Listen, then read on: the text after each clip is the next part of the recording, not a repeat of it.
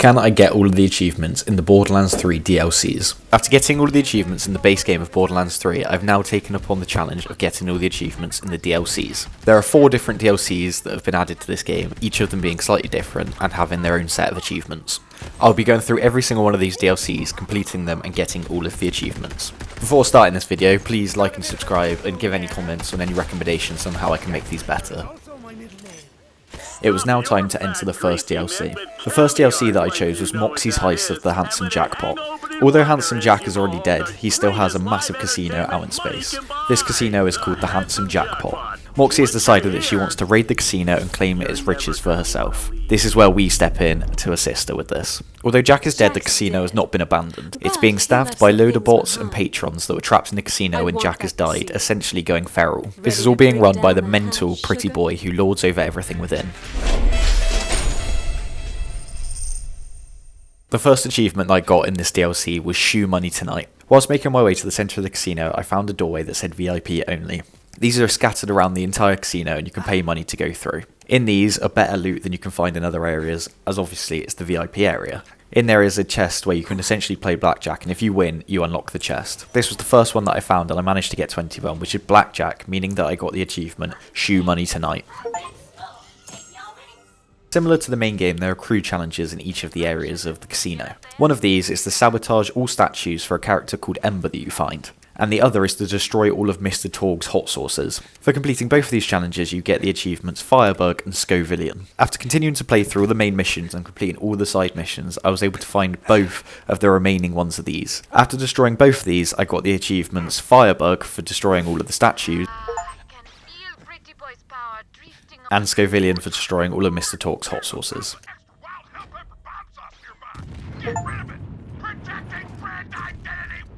After finally battling our way through to the centre of the casino where Pretty Boy resides, it's then time to fight him one-on-one. Although this isn't a one-on-one because Pretty Boy uses Jackpot. Jackpot is a Handsome Jack styled robot that's being controlled by Pretty Boy that he's using to fight against the Vault Hunters. After scrapping and eventually beating him and rescuing the day, I get the achievement A Proper Handoff. This then finishes the main story of Moxxi's Heist of the Handsome Jackpot. The final crew challenge is Kill a Look. These are challenges that have been set by the mayor of the casino where you have to go and hunt down various enemies scattered around the map. Once you kill them, you get an item of clothing which the mayor has lost. Once you've gone around the map and killed all of these, you'll then get the achievement Kill a Look. This then ticks off all of the mission-based achievements for this DLC pack. The penultimate achievement of this DLC was Who Collects the Collector. This achievement is Who Collects the Collector. This achievement is probably the most frustrating out of all of the achievements in this DLC pack. This one requires you to defeat the Wandering Debt Collector. On paper this sounds very easy, but the Wandering Debt Collector's spawn rate is actually very low. This means you have to keep spawning and respawning in the same area in the hope that he spawns. Once this has been done, as soon as you kill him, the achievement will pop. Don't Be a Stranger is the final achievement from this DLC pack that I got. During the main story, Claptrap and a constructor fuse together, creating Clapstructor. He then gets himself stuck in a wall in an area of the casino. Once he's done this, you can then speak to him anytime getting this achievement. I didn't realise this, so I just left him there, so it meant that I had to run back and get him. But as soon as you have that conversation with him, the achievement will pop.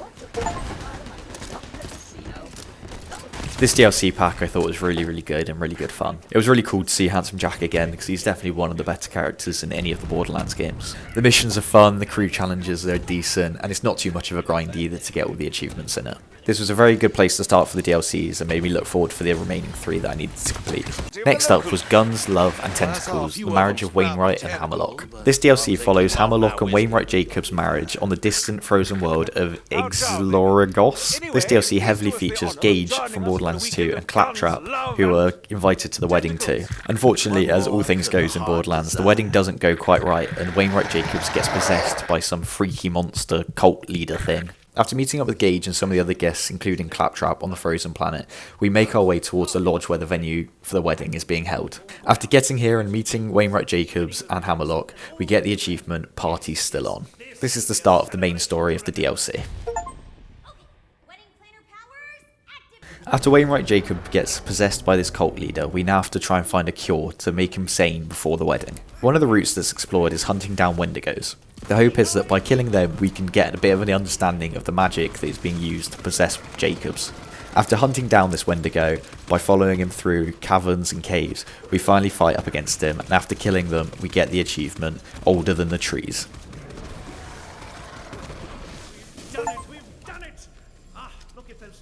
Eventually we work out the best way to save Jacobs, and in true Borderlands fashion, it's kill everything you see.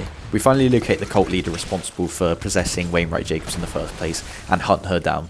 This, as most other Borderlands games, consists of us just going and killing them basically. Going off of the name of this DLC, you'd be unsurprised to know that it's a heart with tentacles, which is quite a surprising thing to be fighting against, because it's not something that you tend to fight against in many games. After defeating them, you finally get to witness Jacobs and Hammerlock get married, unlocking the achievement, Love in the Fifth Dimension.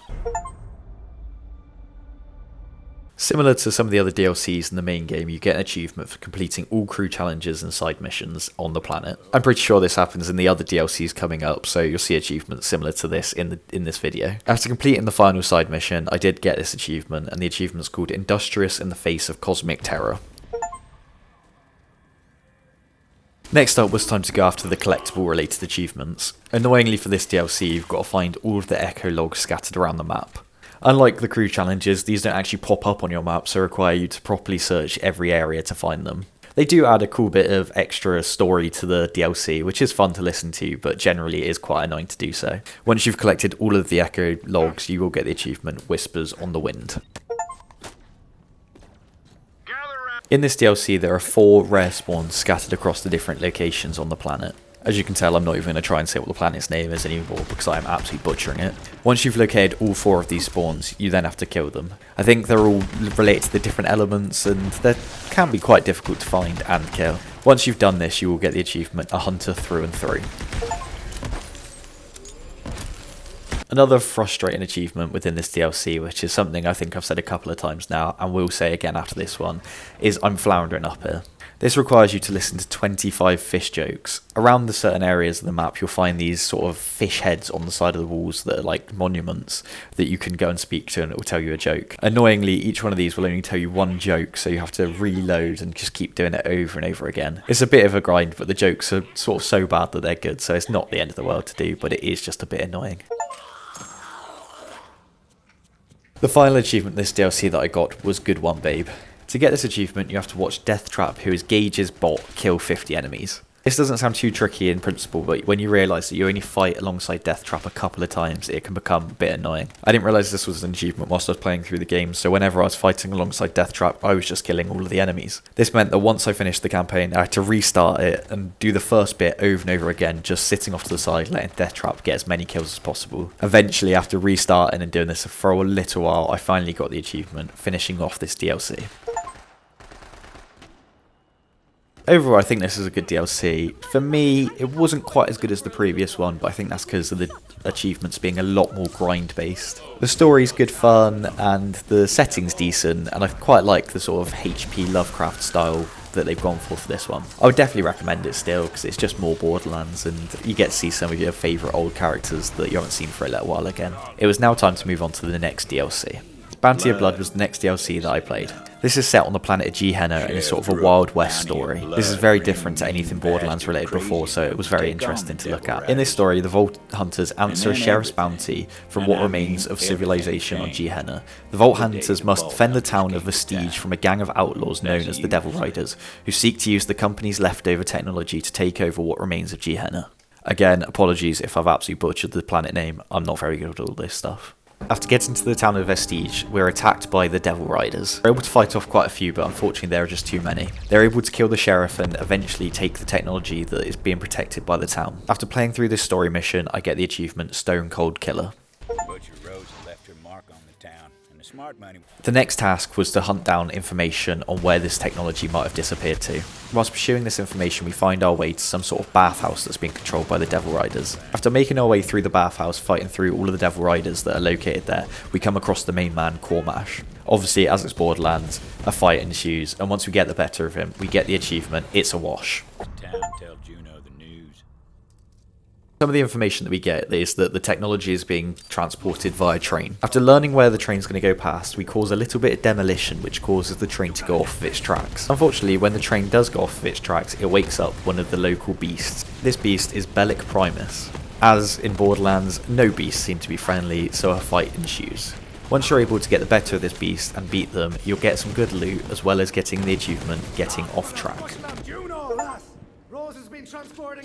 Unfortunately, all of what we've done has gone in vain, as the Devil Riders used the technology to cause a massive explosion. We get very close to stopping it, but just aren't quite able to get there. This is nearing the end of the story and will unlock us the achievement Bounty Hunted.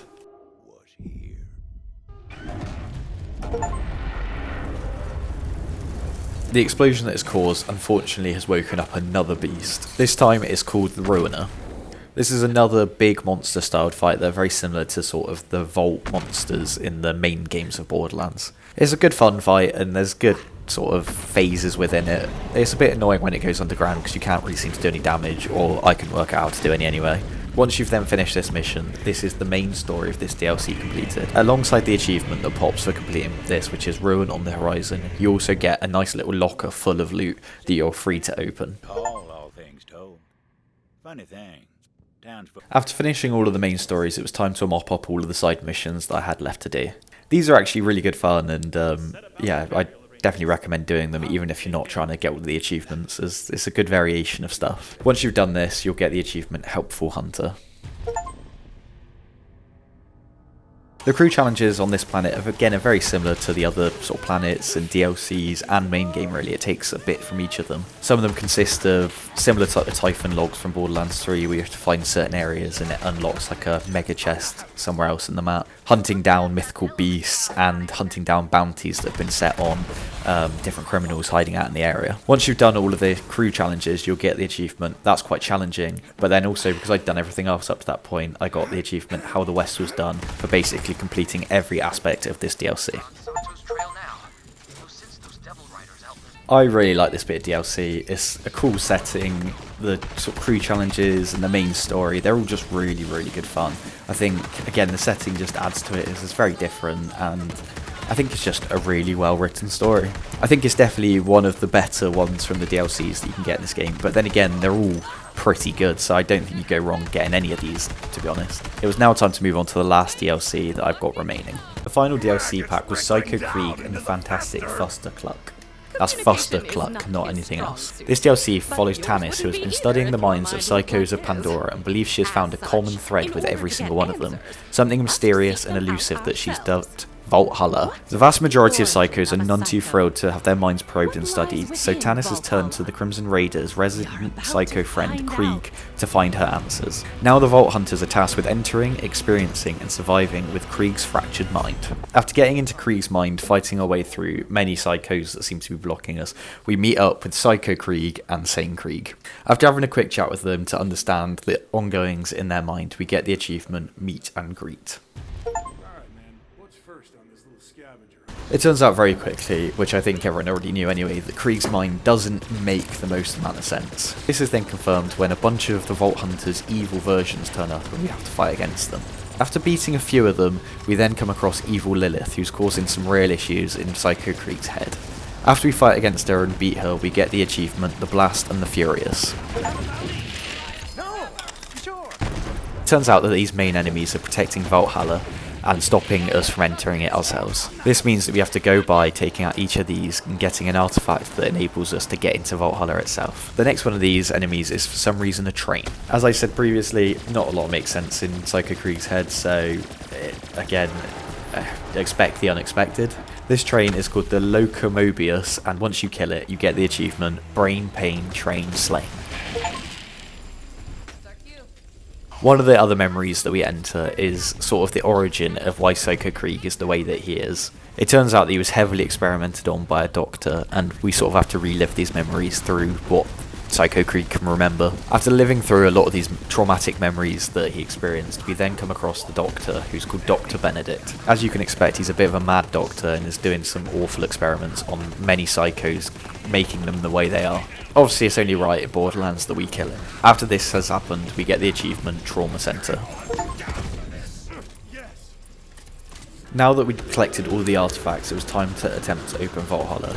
Similar to the rest of Borderlands, this is being protected by a vault monster. This time it's not so much a monster and instead a giant psycho that's protecting it called Psycho Reaver. After fighting against him for a while, we finally get the better of him, unlocking the achievement Red Wrath and Beyond. This then unlocks Valhalla and all the riches that are inside. This was the end of the main story, and it was time to collect the final few achievements of this DLC pack. As with the other DLCs in the main game, it was now time to complete all of the side missions and crew challenges. The side missions for this are all pretty easy, as they're just sort of conversations between Psycho Krieg and Sane Krieg. Once this has been done, you get the achievement Fluster Cluck Off.